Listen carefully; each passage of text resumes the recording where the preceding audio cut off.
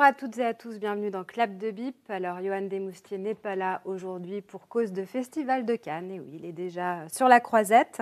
Mais nous avons un autre invité avec qui nous allons pouvoir parler cinéma, puisqu'il est passionné, c'est Éric Serdinov. Bonjour Éric. Bonjour. Donc, vous êtes le président des prospecteurs du 7e art. Alors, qu'est-ce que c'est ? C'est une association ?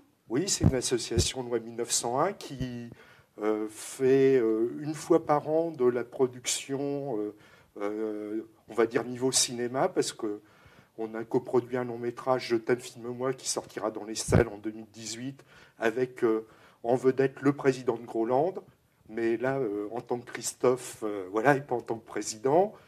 On a des courts-métrages qui sont distribués par l'agence du court-métrage, donc au niveau national.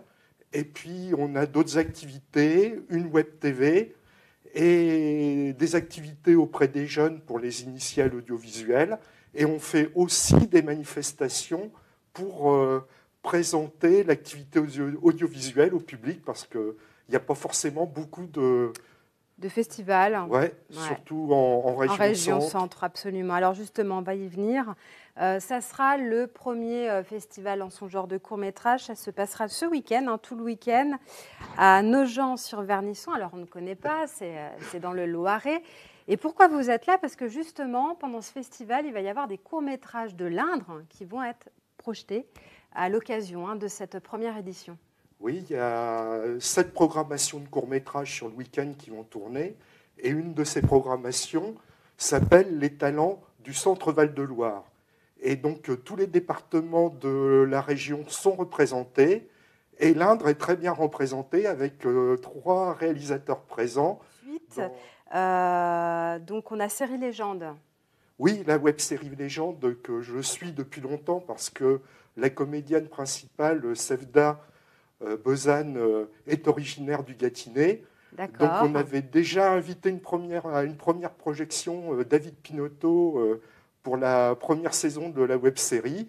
Et comme on est fidèle, eh bien, là, il y a encore un épisode qui a été de la 2e saison, je crois, qui est sorti hier. Et donc, j'ai réinvité David. D'accord. Et on continue l'aventure. Donc, nous, on l'avait rencontré, David Pinotto, il y a quelques temps. Alors, on va regarder justement comment se passe un tournage, parce qu'il n'y a pas beaucoup de moyens. Et c'était Briac Avalin qui était à la rencontre de David Pinotto sur un tournage. Action. Alex, faut que tu m'aides.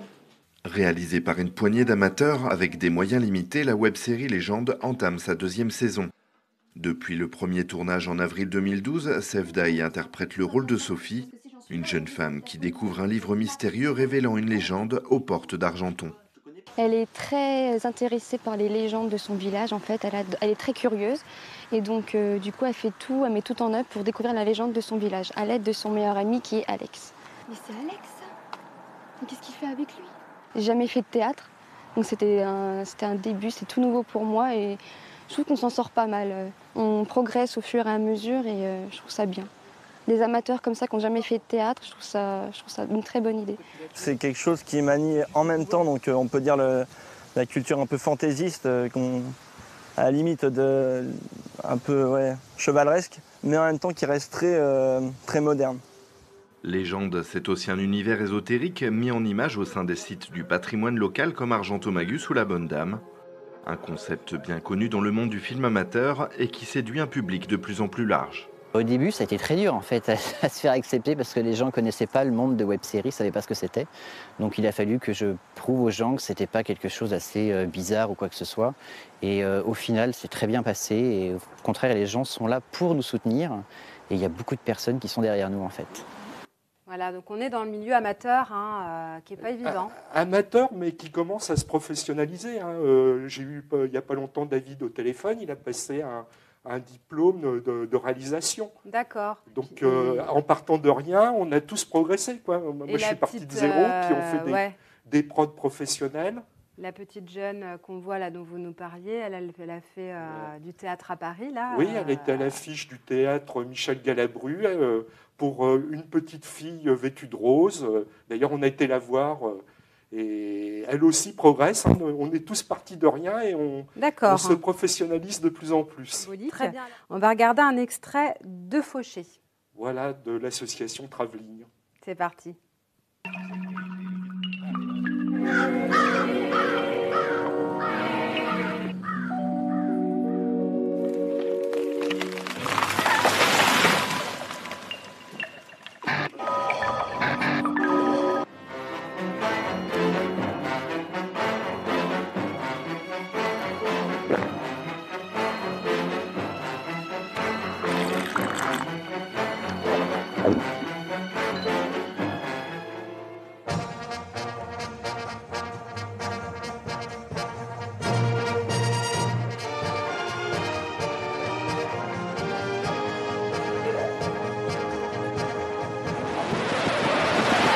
Voilà, l'association Travelling du Poinçonnet, donc on reconnaît bien le château de Valençay.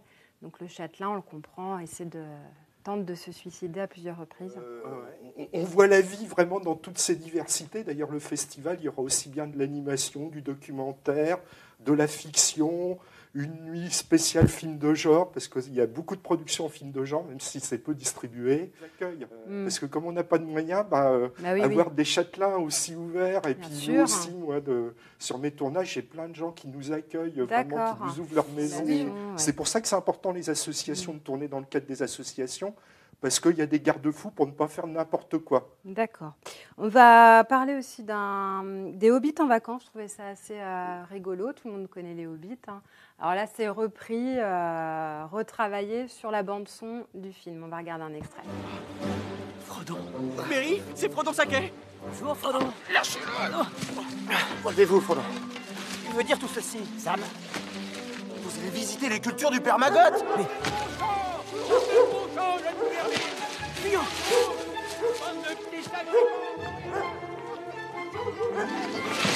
Pourquoi est-il si énervé?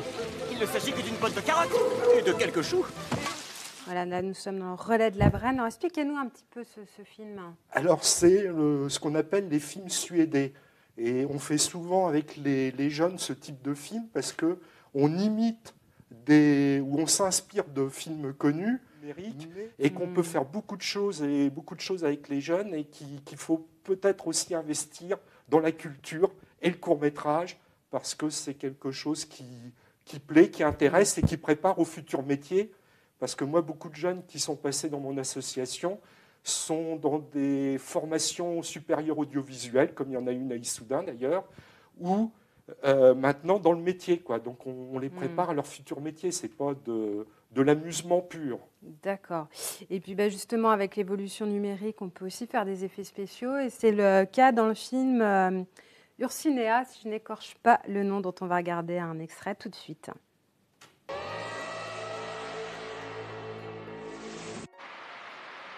Suite à la vague de meurtres sanglants et d'enlèvements récents, le procureur de la République nous a réunis en conférence de presse. Il a également confirmé la présence d'un serial killer. C'est pourquoi toutes les manifestations relatives à Halloween sont suspendues, voire annulées, et que le couvre-feu est même installé. Un reportage de Vincent Marot.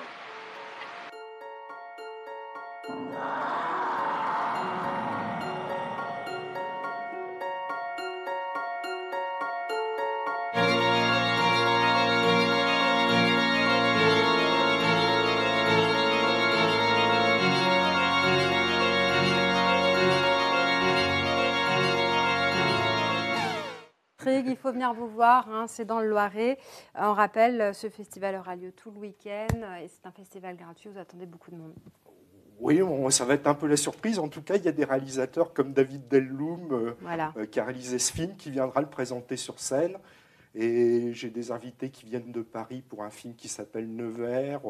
Un long métrage. De Brest, de Nantes. Pour une première, j'ai eu une surprise.